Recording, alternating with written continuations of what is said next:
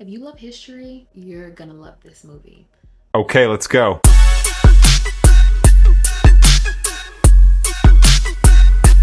If you remotely love anything that has to do with Christopher Nolan, the man, the myth, the legend, the amazing filmmaker, this is a film for you. Hey film lovers and happy movie Monday. My name is Carly and I freaking love film. So today I'm gonna be talking to you all about Oppenheimer. I did not do Barbenheimer. I watched Oppenheimer one day and I watched Barbie the other day because I just couldn't sit through a 3-hour film and a 2-hour film. It's just too much, couldn't do it. I knew that I would fall asleep if that were to happen. But I did get to see Oppenheimer whenever it dropped, that Thursday actually, not even that Friday. And whenever I say this is one of the best films that I have seen cinematically and storytelling wise, and I think that it has a lot to do not only with the direction that Christopher Nolan took, but the actors. And also, it's a biopic.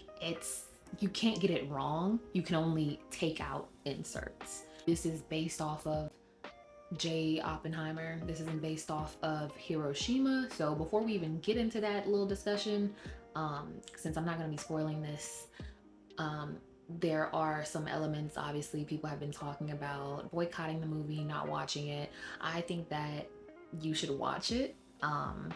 There are some elements that I do believe could have been shown and portrayed a little bit more in the film in order to get the full perspective of what was going on in the plot. But I think that if you take into account this is based off a biography, then you will appreciate what was given. So let's get right into it, and I'll read you the synopsis. During World War II, Lieutenant General Leslie Groves Jr. appoints physicist J. Robert Oppenheimer to work on the top secret Manhattan Project. Oppenheimer and a team of scientists spend years developing and designing the atomic bomb. Their work comes to fruition on July 16th, 1945, as they witness the world's first nuclear explosion, forever changing the course of history. Now, raise your hand if you learned about the Manhattan Project in school.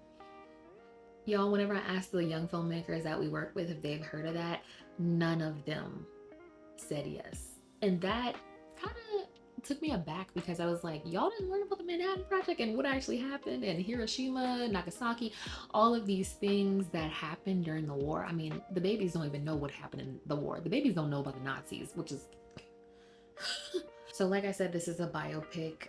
It's based off of the book American Prometheus by Kai Bird and Martin J. Sherwin.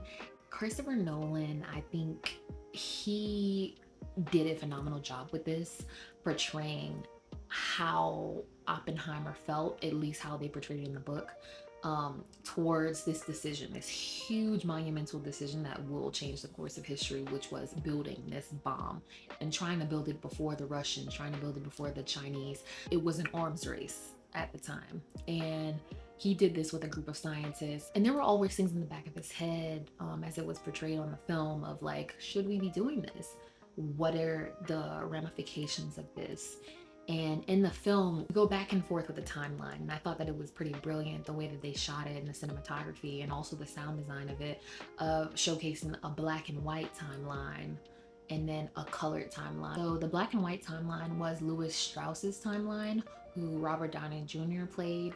Louis Strauss ended up becoming Oppenheimer's nemesis, which is freaking crazy because it's like, oh my gosh, this man like hates me. Whenever I said they showed the hatred that this man had for him and the disgust and the actions that he was willing to take to pretty much tear him down, Robert Downey Jr.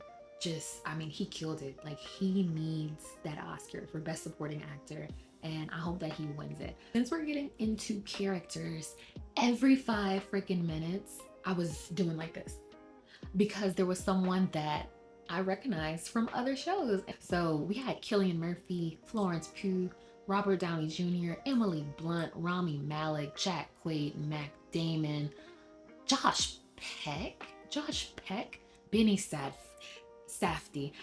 By the way, Benny Safdie did a great job playing one of the other physicists, Edward Teller, Mr.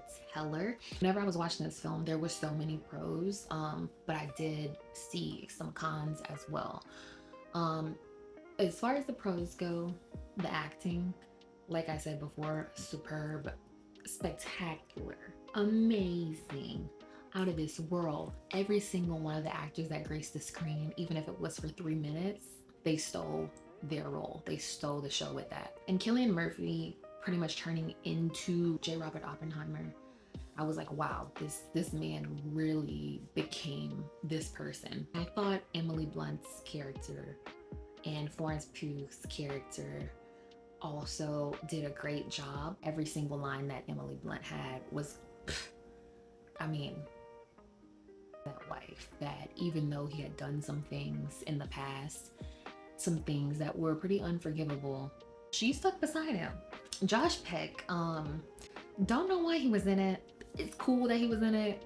I mean, it is what it is, but I think all the actors did a phenomenal job. As far as the plot, I mean, the plot was exactly what happened in real life. The production design whenever it came to the bomb, and the sound design whenever it came to this one scene to where Oppenheimer was in an audience in a room full of people, was some of the best sound design that I have ever heard, because it made me just want to, it just made me want to do this. The noise was so loud and it was so deafening, but it portrayed how he was feeling in that moment. The bomb scene was the one scene that you could hear a pin drop in that theater.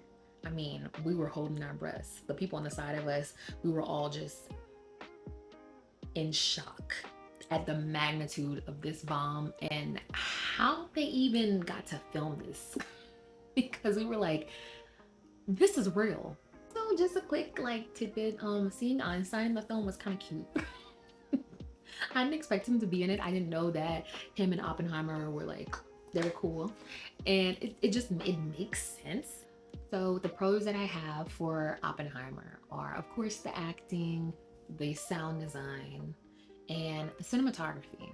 Really, because I think that the cinematography matched with the plot line and going back and forth in that timeline, it made so much sense. And at first I wasn't keen to why they were doing that, but at the very end you see the amalgamation of everything coming together and these timelines really making so much more sense. As far as the cons, I wish that they just would have shown the actual bomb a little bit more, or the aftermath of the bomb. I think that that's everyone's sentiments, honestly. I know, like I said before, it had to do with Oppenheimer and the other physicists and the scientists that were on the Manhattan Project and how they felt, showing the president and everyone else's opinions on whether we should or whether we should not drop this bomb on this tiny town and pretty much eradicate these people. I wish they would have shown more of the aftermath of that. And they did show how some people just felt horrible about it and how he was kind of battling with that decision. But I'm kind of wondering if they would have shown it, would the reaction be good or bad about it? Because I mean, it was horrific. All in all, I think that this is definitely a rewatch whenever I have time, because this is a long film. This is like King Kong long and Avatar long. I'm not gonna sit in a theater and watch it again per se, but I would like a home theater watch. I don't think that I can truly watch it to its full experience on my little TV that I have. But I do suggest that you watch this film and form your own opinion about it, and let me know in the comments down below what your thoughts are on Oppenheimer. And if you haven't seen it just yet, what are you looking forward to? Come back, comment below, and let me know what those thoughts are after you have watched it. All right, bye film lovers. Thank you all again, and make sure to like and subscribe, and I will see y'all soon.